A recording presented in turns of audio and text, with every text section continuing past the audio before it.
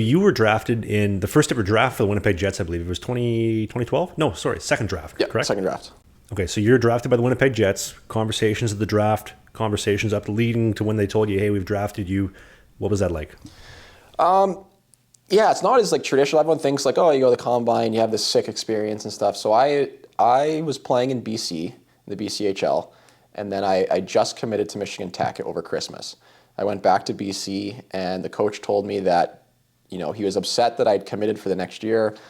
He told me he was no longer going to play me anymore. They were going to play my goalie partner since he was going to BU, and it's a bigger school, and he wanted him to represent the program more than me. So I had to ask for a trade. So I ended up getting traded. Can I ask, name the coach?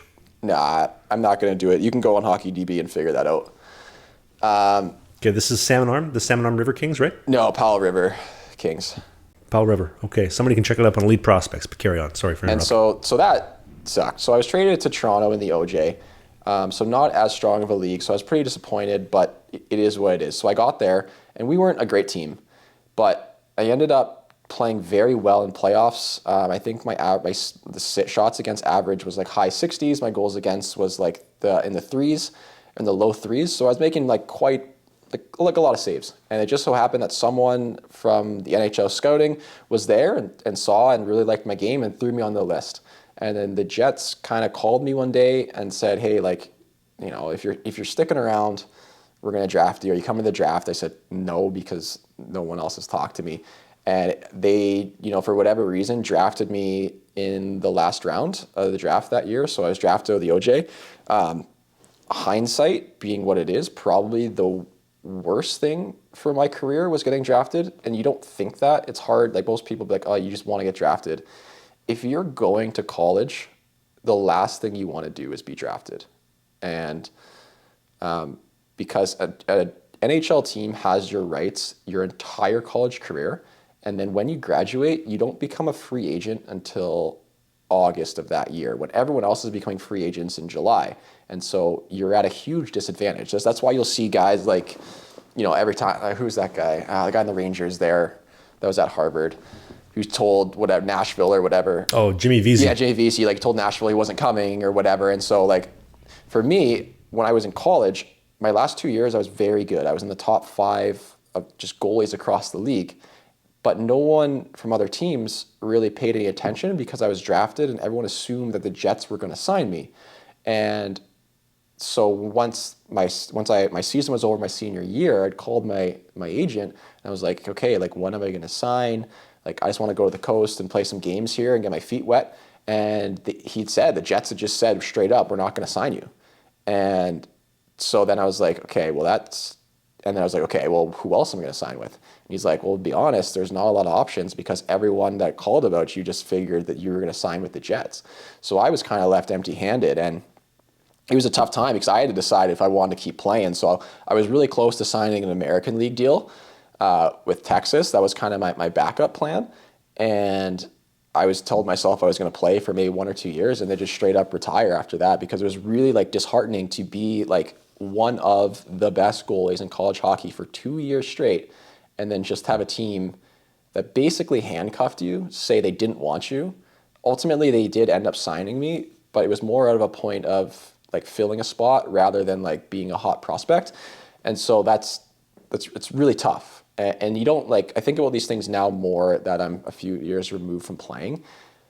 But in the moment, you don't think like that. You're just okay, show deal, opportunity, let's go. But hockey's a business, and it doesn't always work out as well as you want, especially at those high levels. So, getting drafted, like I said, if you're a college guy, don't worry about not being drafted. It's way better for you to not be drafted because you have 4 years to sign with whoever you want if you pop off and play well.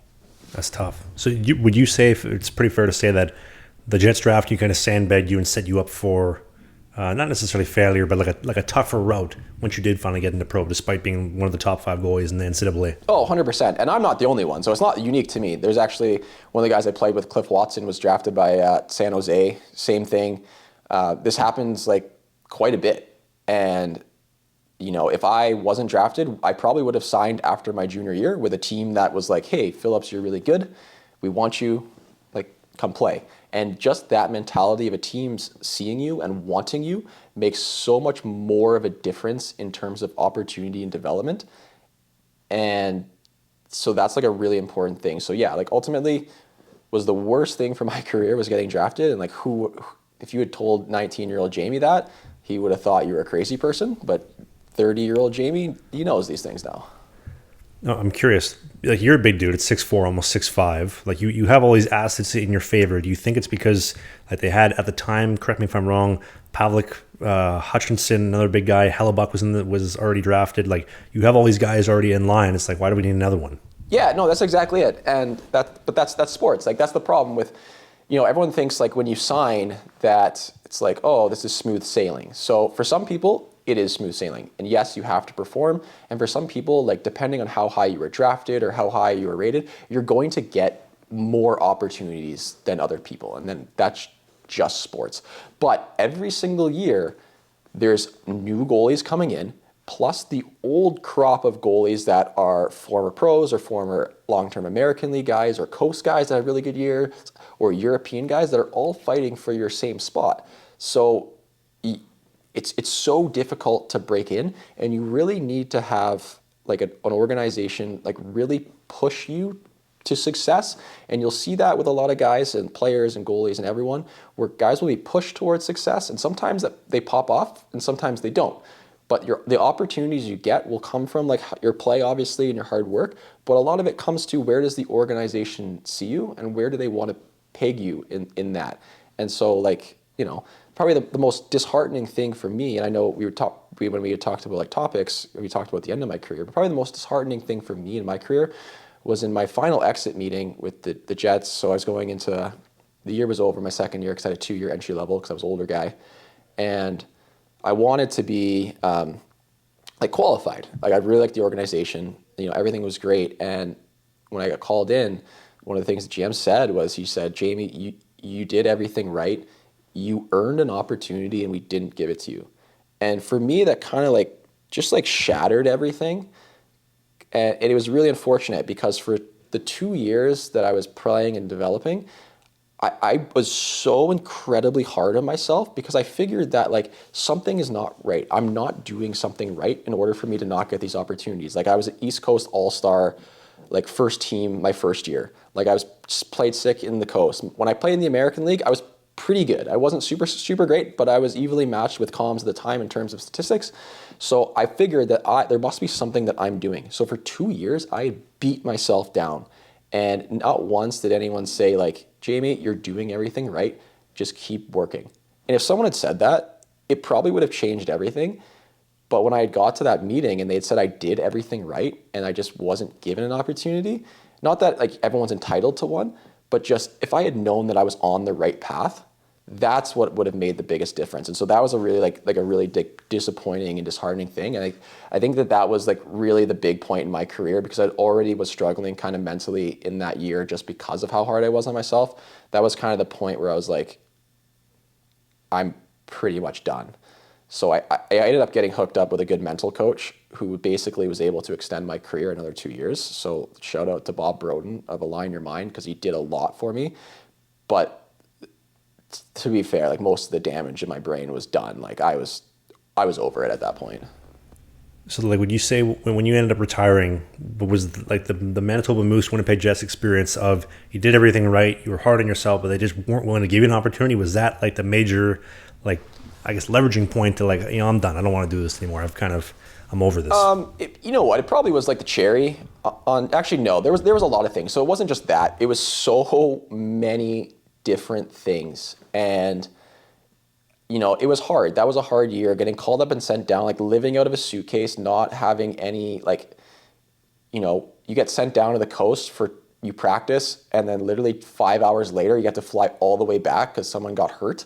And you were like, we got called up and sent down for less than 24 hours 3 times that year. I remember getting sent just that's my favorite road trip of the year was always like Milwaukee, Chicago, Iowa, and then we were going out to Texas. And that's my favorite one. I was looking forward to that. And someone just forgot to let me know. This was the only time they did it. They forgot to let me know that I was getting sent down. So I had prepared like I was going on the trip. Like I couldn't wait. And then I get to the practice and the goalie coach says like, "Hey, you ready to go back to Florida?" And I was like, "What do you mean?" And they're like, "Oh, no one told you?"